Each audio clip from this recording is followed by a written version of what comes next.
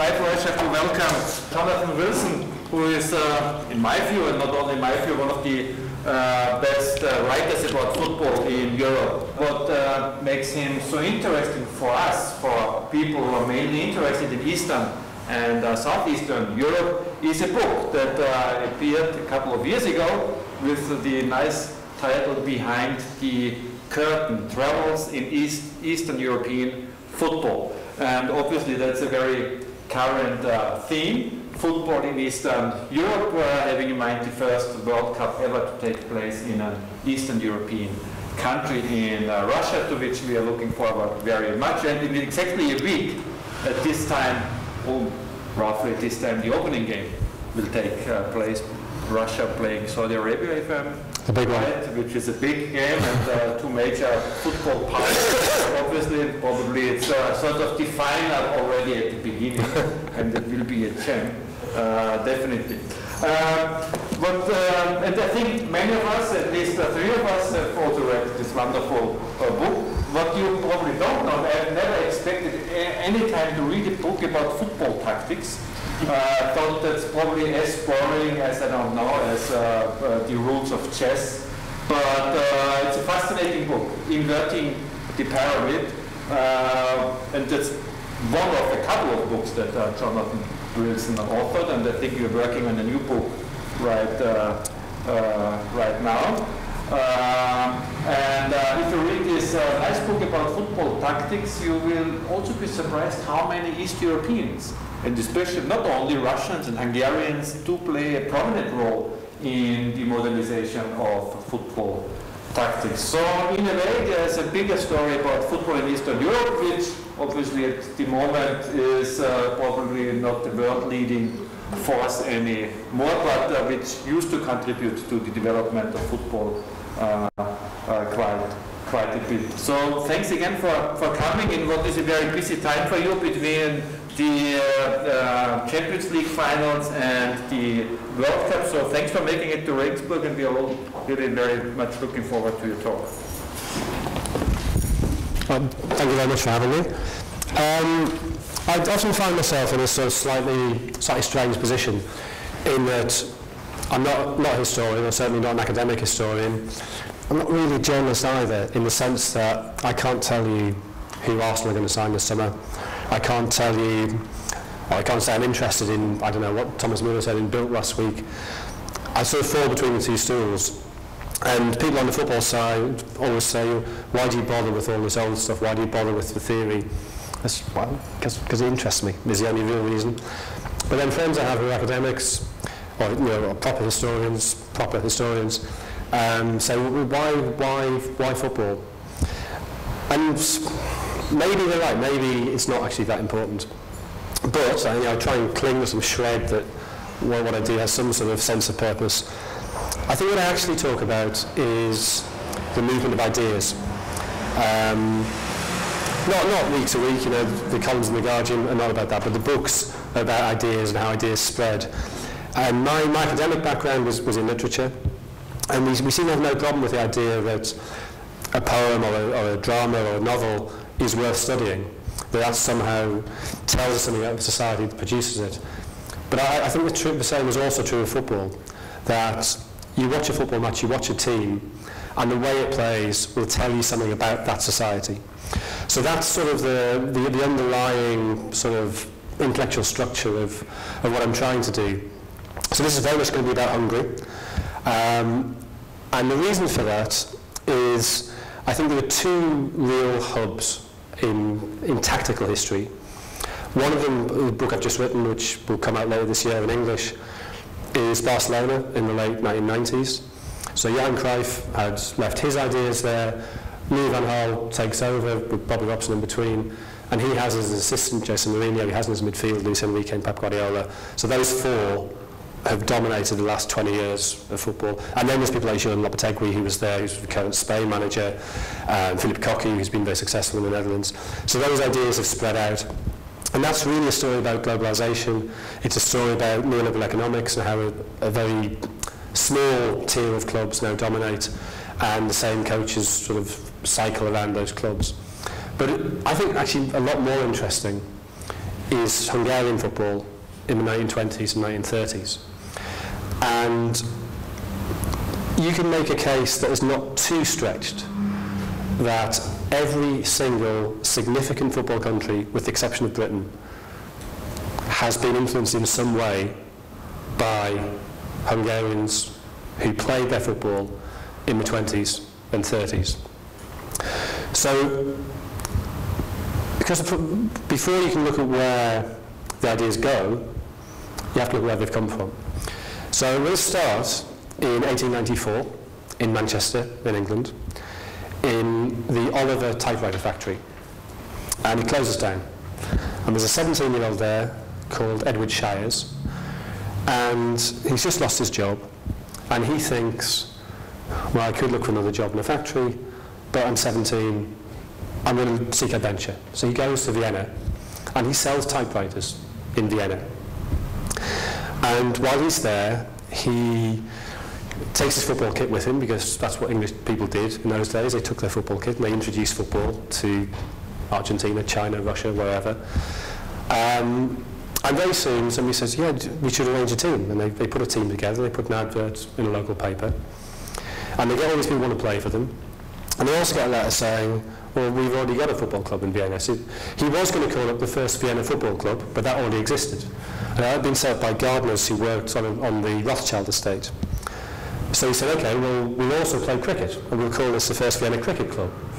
So really, really confusingly, the first football match played in Vienna was between the first Vienna Football Club and the first Vienna Cricket Club, and the cricket club was better.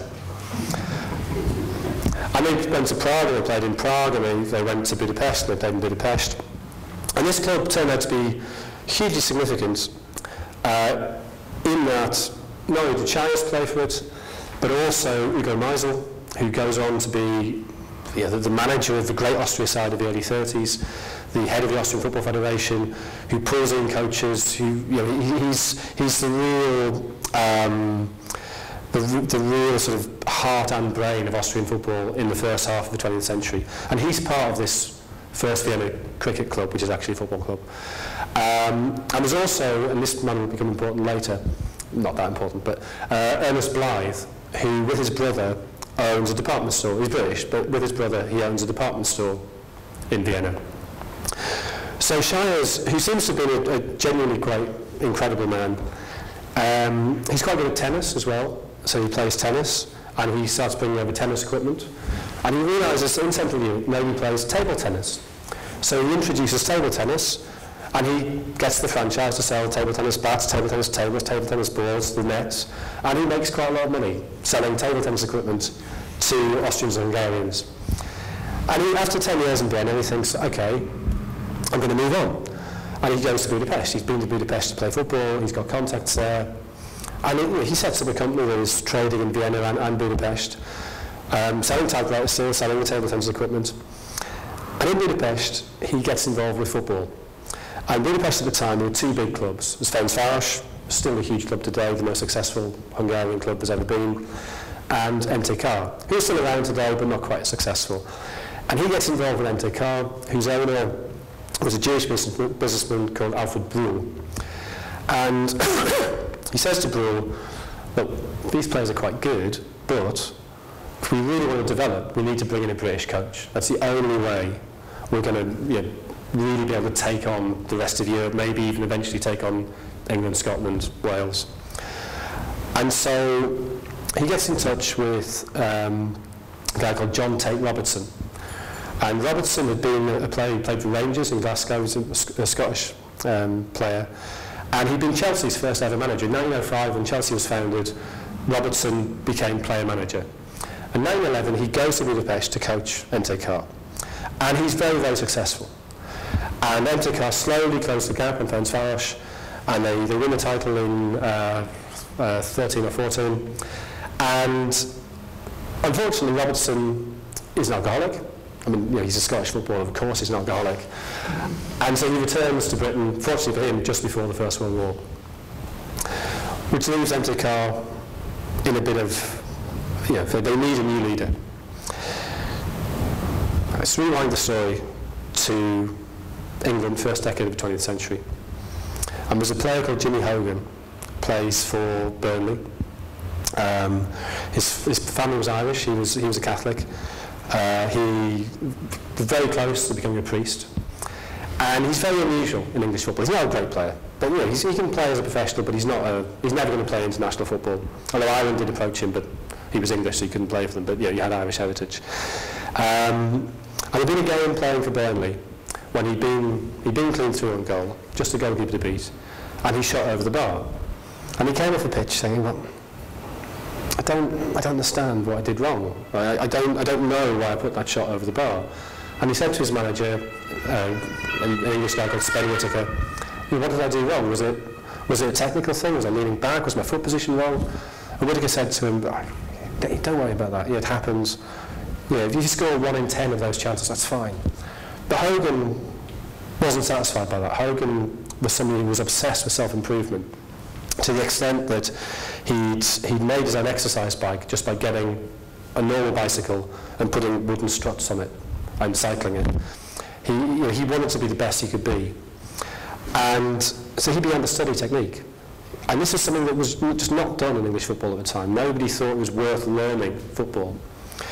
And Hogan, as he got older, became very frustrated by that because he wanted to teach others. He worked out things about foot position, he worked out things about body position, and nobody was interested. They also thought training is just running, and technical stuff, you're either good or you're not, you can't improve that.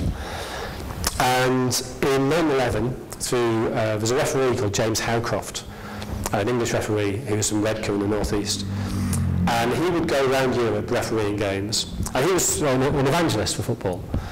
And he met some students in Dordrecht in the Netherlands who said to him, is there anybody you can recommend who can maybe come over and coach us? We want to get better. And so Howcroft went to Hogan and said, look, go to Dordrecht. In the summer, between the 2 seasons, you can coach these students in Dordrecht. And so he goes to Dordrecht and has a brilliant time because he has students who want to listen to him.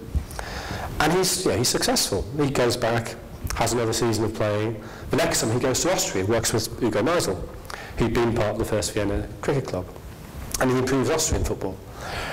And then he goes back, and then as his career comes to an end in 1914, he sees an advert for a job to coach the Germany national team to prepare them for the 1916 Olympics. And because Germany were looking for an English coach or a British coach, they held the interviews in Liverpool, in the Adelphi Hotel, which is still there. A terrible, terrible hotel. I suspect you can still see the same paintwork that Hogan would have seen when he went for that interview. And he gets the job. But he needs a reference. So he writes to Hugo Meisel, the Austrian, and says, can you give me a reference? And Meisel thinks, well, I don't want this guy coaching Germany. Yeah, we've seen him, he's really good. And so Meisel says, no, come and work with us, come and work with the Austrians. And so the Germany job goes to Steve Bloomer, who's one of the greatest of all English strikers, still one of the top 20 goal scorers for England. Bloomer goes to Germany, is there for about 2 months, war breaks out, he's interned at Ruhleben, and that's a whole other story. Hogan goes to Vienna, Hogan's in Vienna when the First World War began. And exactly what happened isn't clear, but he is for a period of time imprisoned as an alien. It doesn't seem to be long, 6 weeks, 8 weeks, something like that. And then he's released under sort of a house arrest, effectively. And he has to sign in at the police station once a week. And the person who's got him out is Ernest Blythe, who also played for the first Vienna Cricket Club and owned the department store in Vienna. And so he's just living with the Blythe brothers, living in their house, doing odd jobs, teaching their kids how to play tennis. And Shires, who knows Blythe, because they both played for the first Vienna Cricket Club, finds out about this and says, well, can we get Hogan to come to Budapest and he can coach MTK?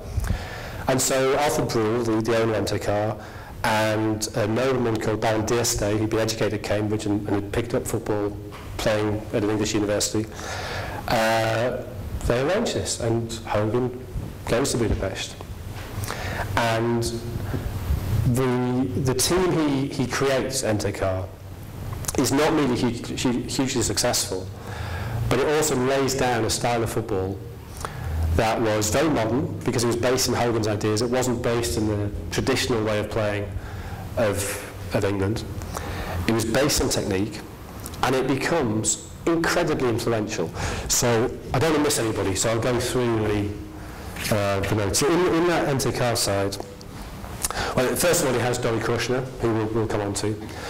Hogan goes back to Britain at the end of the First World War in 1919. Krushner takes over as coach. In his side, he had two brothers, Jan and Kalman Conrad. And I'll go into they end up going to Sweden. They're very important in Sweden. Jan Conrad coached Nuremberg and was forced out because he was Jewish. Kalman Conrad coached Bayern, also coached in Switzerland. He ended up, weirdly, having left Bayern because of anti-Semitism, he then went to Berlin and set up a cinema, which seems to have been I don't know, it's not what I do in that situation, but anyway. And he eventually flees to Sweden. But he's then hugely successful in Sweden with IK Norrköping. Alfred Schoffer was in that team, who also coaches Bayern and dies in slightly mysterious circumstances in 1945. And then as the 20s go on, MTK also have Bela Gutmann, who goes on to coach everywhere, coaches in Uruguay, coaches in Brazil, wins 2 European Cups with Benfica, is incredibly successful and influential. Gustav Sebesh, who coaches the great Hungary team of the early 50s, Gyula Mandi, who's his sort of assistant. But then also in Hungarian football at the time, MTK's influence spreads. So you then have Arpad Weiss, who goes to Italy, wins the league with both Inter and Bologna. The youngest ever coach, still the youngest ever coach to win the Italian league, does that with Inter. Josef Eisenhofer, who coaches Marseille. Franz Farish, Van Toort, who coaches Inter. Geza Kurtis, who coaches Roma. And then we also have playing for Budapest Arkar, Erno Epstein, who coaches the great Torino side after the war, and also Martin Bakovi, who people say is the sort of the tactical genius behind Sebesh's success in the early 50s. So there's two of those I want to pull out. I mean, I realise that's just a list of names and a list of places, but that's to try and give you some idea of the sort of global spread of this. So the two people I'm going to talk about in more detail are Krushner, Joe Krushner, and then something I haven't mentioned, Imre Herschel, who is massively important in Argentina, and you'll see later why I haven't referred to him. So if we start with Krushner, I think it's probably useful to sort of try and explain why this football was different. So what happens in England, which is still sort of the world leader, immediately after the First World War? Can everybody see that?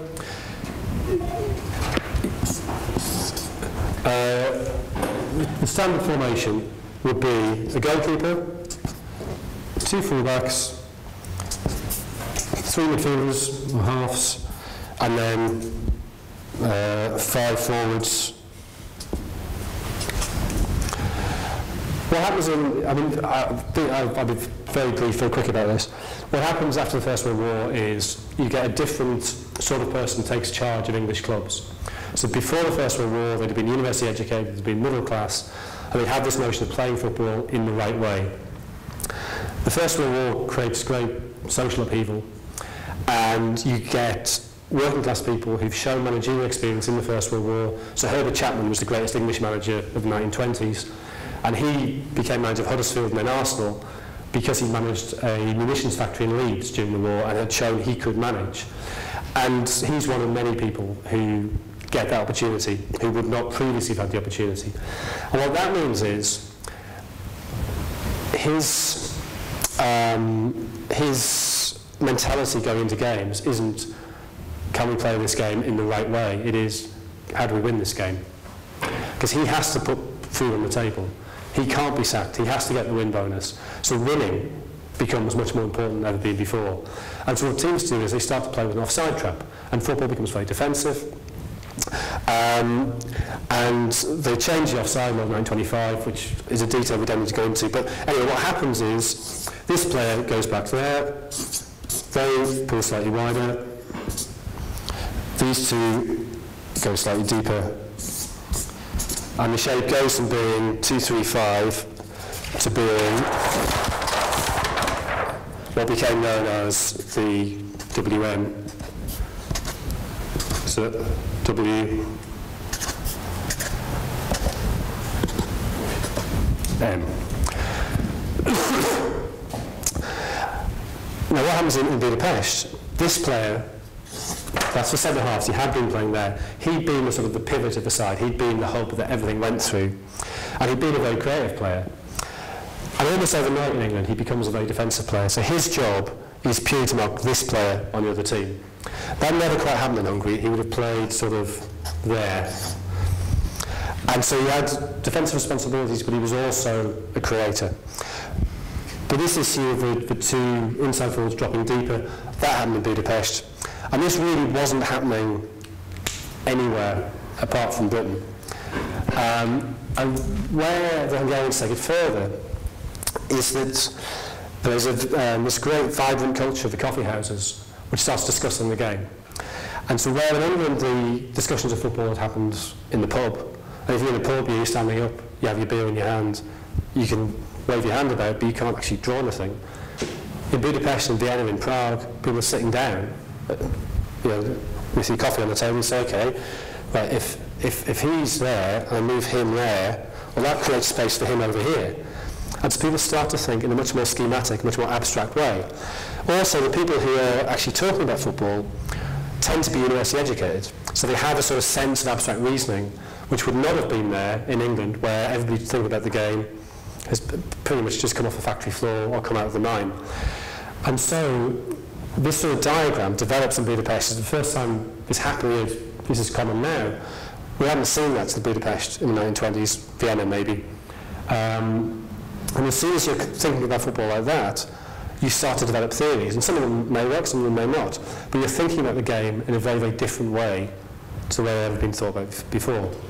So you have Kirchner, who plays for Hogan at MTK, replaces him, and then he has a series of jobs. I think he had 3 jobs in Germany actually. He was at Nuremberg, he was at Eintracht Frankfurt, was at Schwarz-Weiß Essen, coached in Switzerland, coached the Swiss national team, coached Grasshoppers. But what makes him really significant is in 1936, and we don't really know the reason why, which makes this fascinating, but in 1936, he gets an offer from Brazil to go and coach Flamengo. Now, money, almost certainly, is part of it. That the Hungarian economy struggled after the First World War, and I mean, that's presumably also why he went to Germany and Switzerland. So Flamengo for sure could offer him much better money he could get at home, but you also suspect that anti-Semitism was forcing him to flee.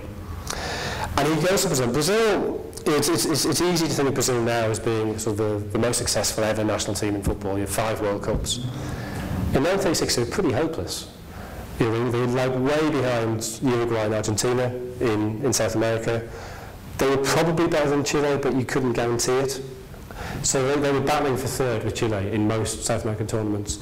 They only won one Campeonato Sudamericano by that point.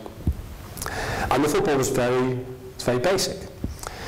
And so Kirchner gets to Flamengo, and they've got, he replaces a guy called Flávio Costa.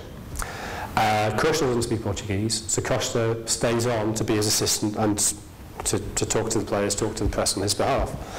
Costa obviously is not happy with being replaced, and so he undermines him. And he's mocking him in the press. He's saying, oh, this idea of playing like this is far too complicated. We don't need to play like this. What makes it worse is that Flamengo's best player had been used to playing as a centre-half, a guy called Fausto dos Santos, and Kirchner asked him to play deeper. He asked him to play in this role.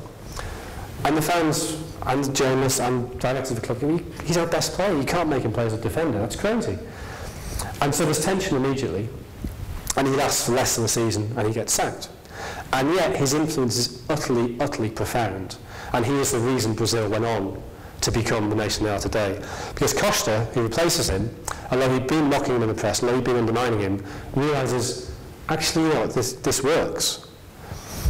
And so Costa, when he takes over for the second time, so this is midway through 1937, he takes this basic shape, And he says, right, well, this is my idea.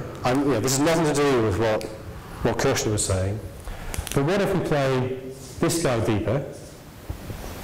And what if we play this guy deeper as well?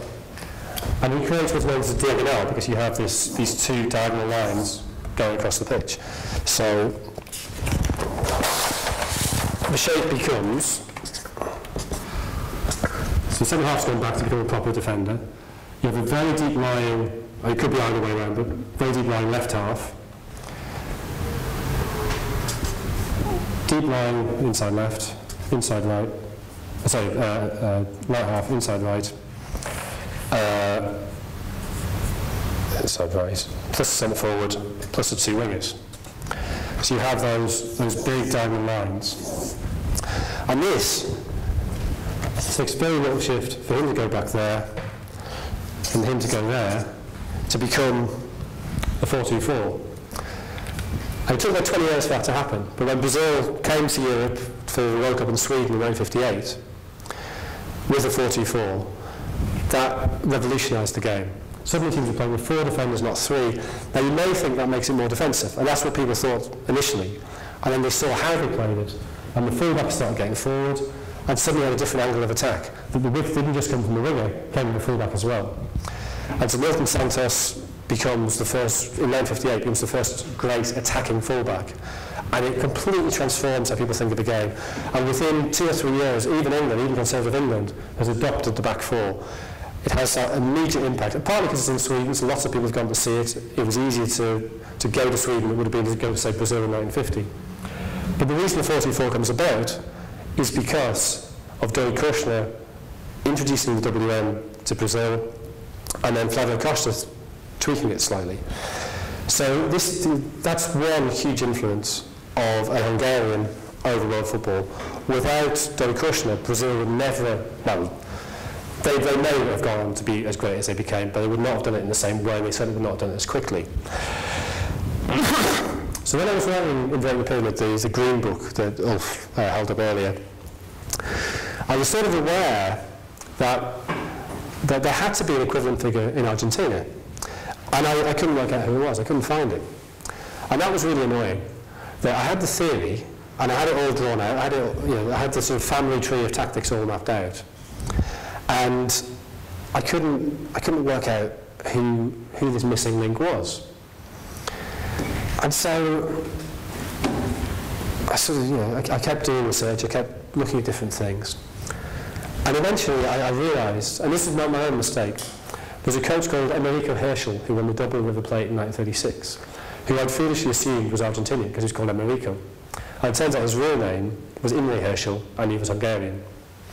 And so I started researching him, and the Argentinian story that's told about him is he was a player for Ferencváros, and Ferencváros came on a tour to South America in 1929, and he liked it so much that he stayed.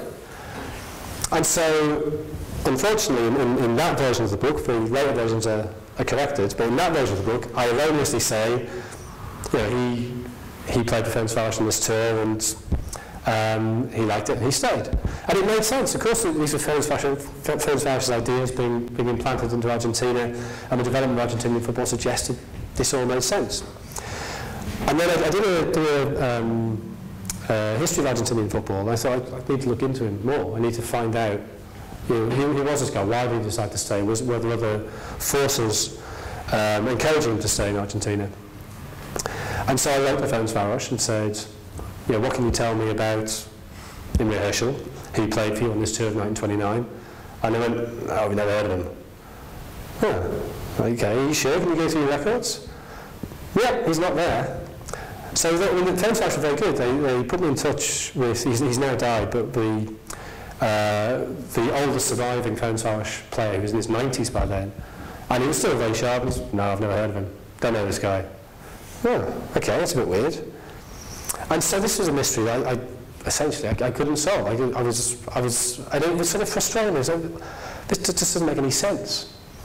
And then by complete coincidence, before the last World Cup, an Argentinian friend of mine, a football historian in Argentina, said to me, oh, this woman just got in touch with me talking about Imre Herschel. Is that your man? So, yeah. And he said, well, this woman, Gabriella Steinberg is her name. She's in her 60s. She's a practicing psychoanalyst in Buenos Aires. She said there's a book coming out in Uruguay, and it says her dad was a match fixer, and she wanted me to prove that this isn't true. And her dad was in Ray Herschel. So this is incredible. So suddenly, I've got Herschel's daughter. It turns out she doesn't know her dad either. That she claims her father was very well to do. Sorry, excuse me. She claims her father was very well to do, that he'd been this great player in the past, and that he'd come to Argentina in the late 20s, early 30s. And she had all these cut-ins from Argentinian magazines. And as the magazines, one from 1932, one from 1933, as he goes through the 30s, you realise the lie gets bigger and bigger and bigger. That it starts off, he played for Ferencváros, and then it becomes, he played for Ferencváros, and that's a club of Paris, and Sparta Prague, and he was one of the greatest footballers the world's ever known. Well, none of it's true. None of these clubs have heard of him. And then there's you probably know it, Arcadium, a database of Hungarian newspapers. So, going through that, looking for him, and there's a Swedish historian, a guy called Gunnar Persson, who's written a great book on Hakua, the great Jewish team of Vienna. He said to me, I found him in this old almanac of Hungarian players. And he played for a team called Húsos. Now Húsos means meaty in Hungarian. They were the team of the meat industry. They were butchers. And the way the Hungarian league was structured in the 1920s, when professionalism starts, is you have a top division of professional clubs, and the second division was sort of semi-professional, and a lot of them represent trades. So the butchers team played in the second division. And we know that Herschel played for them in 1925.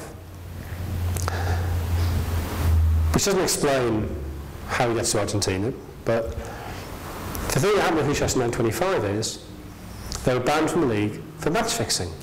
So suddenly this allegation from Uruguay, it's like, well, hang on, that's a bit of a strange coincidence.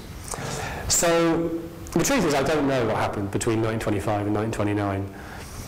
But I then found another one of these former MTK players, Bela Gutman, maybe the greatest of them all. He gave this interview in 1981, a very long interview, and hidden in the middle of that. And there's loads of, the interview was unbelievable, and I think in some cases literally unbelievable. Talking about his experiences in the war, how he escaped the Hungarian Holocaust, about his life at Benfica, and hidden in the middle of this. And it's completely understandable nobody in football had bothered to read this sort of, or bothered to take note of this central section.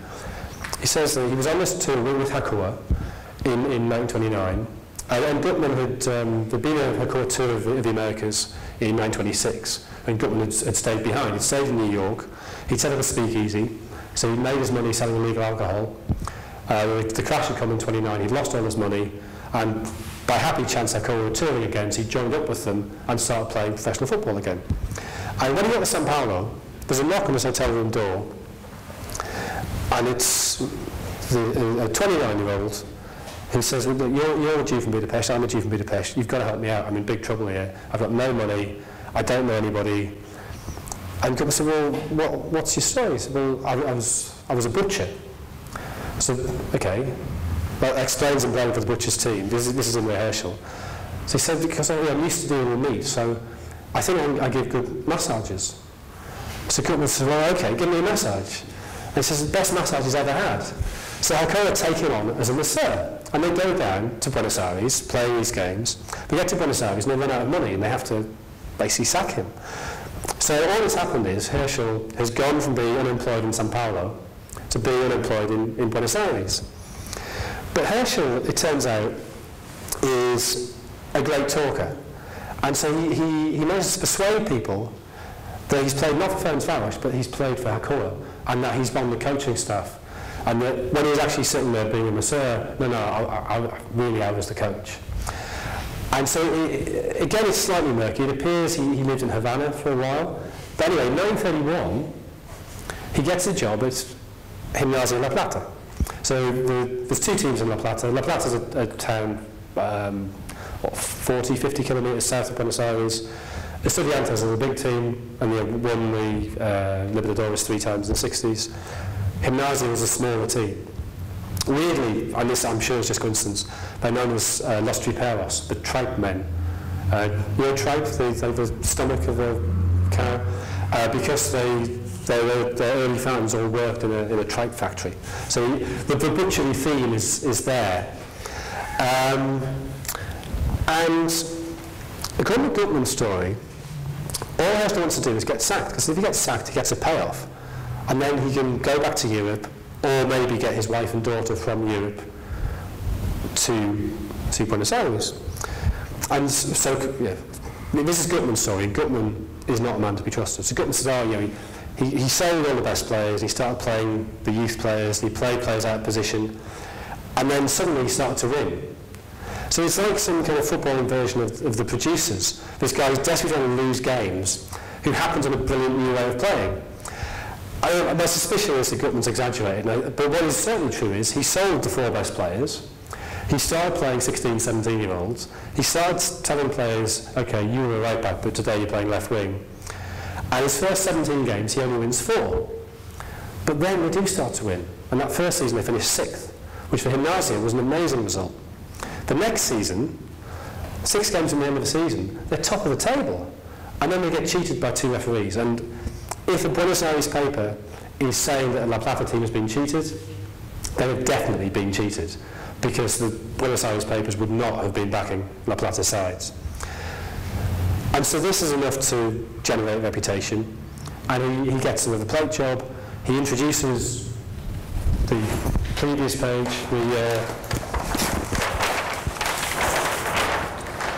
the WM, and is massively successful until in 1941 he gets banned for match fixing. And that's why he then goes to Uruguay, and that's why this Uruguay book talks about him. And he was very successful in Peñarol, one of the 2 big Uruguayan clubs, and his influence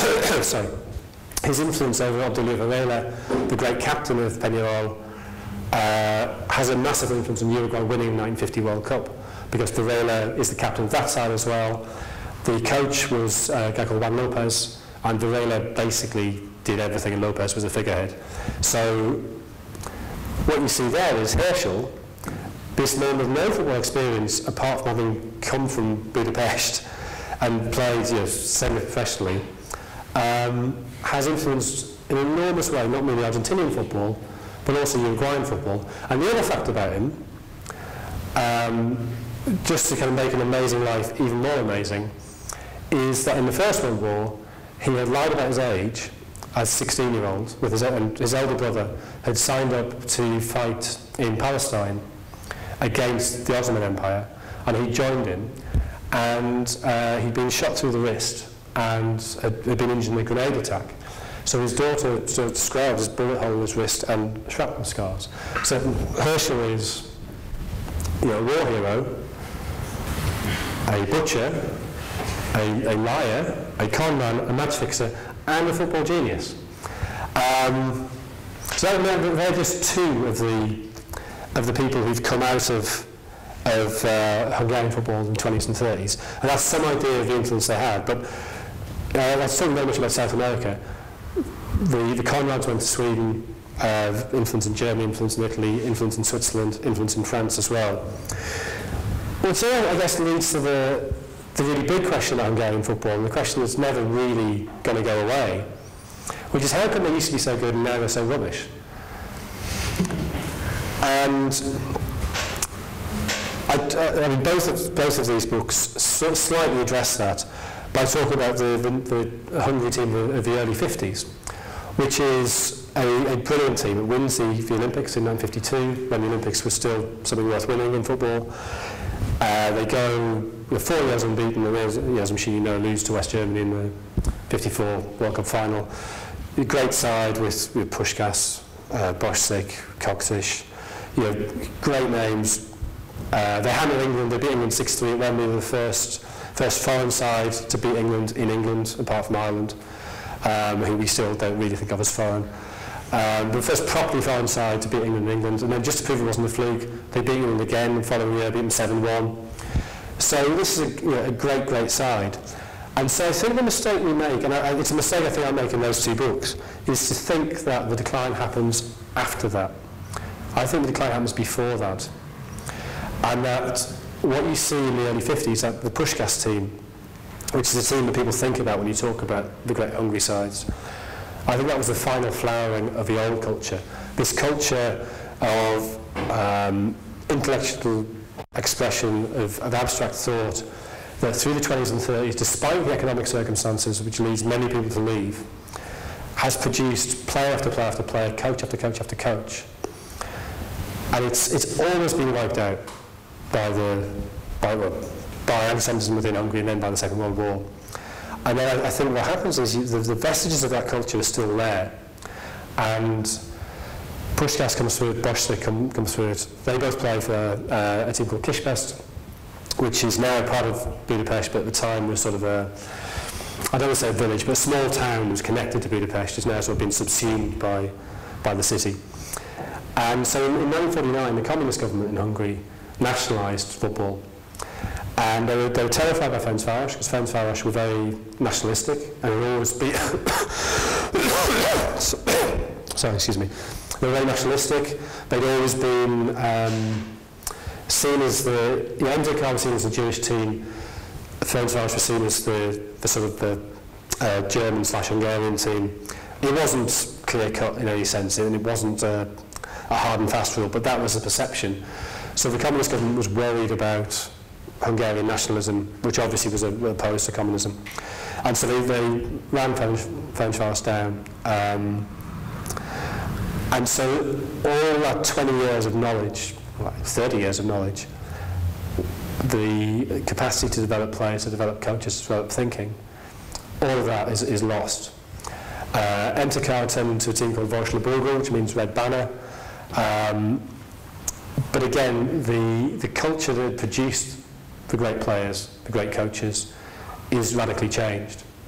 And so what then happens is in 1956 you have a Hungarian uprising, and by chance, and this is terrible chance for Hungarian football, both Honvéd and MTK of Vörös-Labújó were abroad when the uprising happened. And most of the players stayed abroad, most of the players defected. So Puskás defected, Koksich defected, Borsig defected, Kubala defected. And suddenly, 1956, the guillotine falls. And the culture that had been producing players is not there anymore.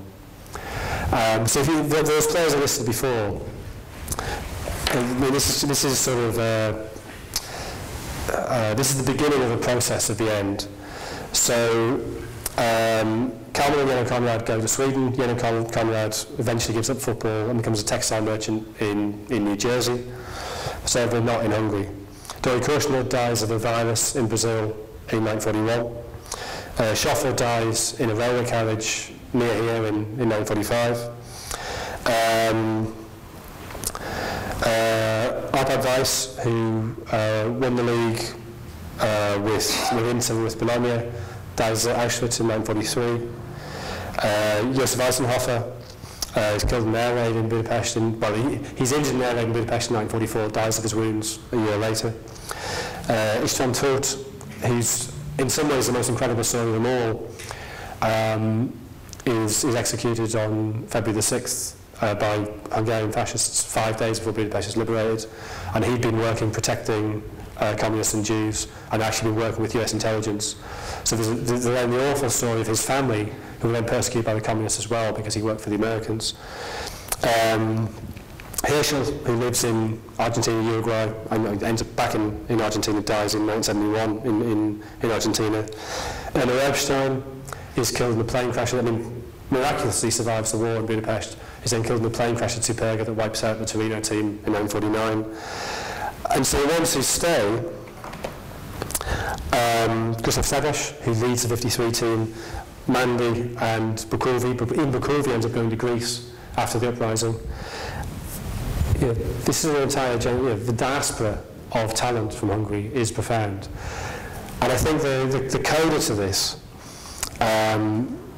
comes in 1962. So when the uprising happens in 56, Honvéd are the main team, and they've been playing Athletic of Bilbao in a European Cup tie, and they end up staying in Belgium for a while and play some friendlies to make money. And there's sort of, I guess, an agent is what we call them, guy called Emil Oestreicher, who is another Hungarian Jew, and he puts together this tour to go to South America and to make real money in South America. And he persuades the team, or most of the team, to go with him to South America. And through this, he gets to know a lot of players, and he starts working for Real Madrid. So the 1962 European Cup final, which is the real end of this long golden period, the end of this generation, the 1962 European Cup final, you have on one side Bela Gutmann, this great itinerant coach who played for him in the 1924 Olympics, who had managed to outrage and offend everybody, but was a genius. He coaches Benfica. The other side, Real Madrid, have Puskás in their team, and the man who's brought Puskás to Real Madrid, the man who acts as sporting director, is Emil Oestreicher. And Oestreicher, I mean, the Oestreicher survived the Second World War is incredible. He escaped from a labour camp in Ukraine in 1943, went back to Budapest, and the lay Jewish was living in a cathedral in Budapest when it was raided by the Gestapo. And in just his underpants, he jumped out the window and ran down the street and got away. And he survived to basically take all the defectors to Spain. So that is why Hungarian football is not good now, because of this long process of fascism in the 30s and 40s and then communism in the early 50s destroys it. But the influence was profound. So, finished.